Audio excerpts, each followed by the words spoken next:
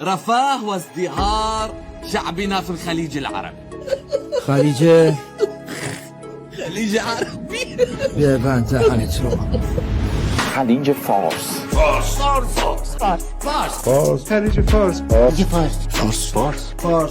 خلیج فارس.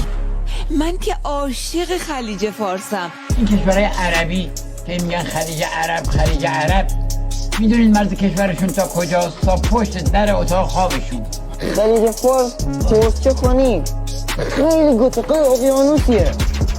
100 تا جزیره داره، 100 تا ساحل داره. خلیج فارس سرزمین من. دیگه اینجی باسمات یعنی کلیش باسمات. مالکش منم.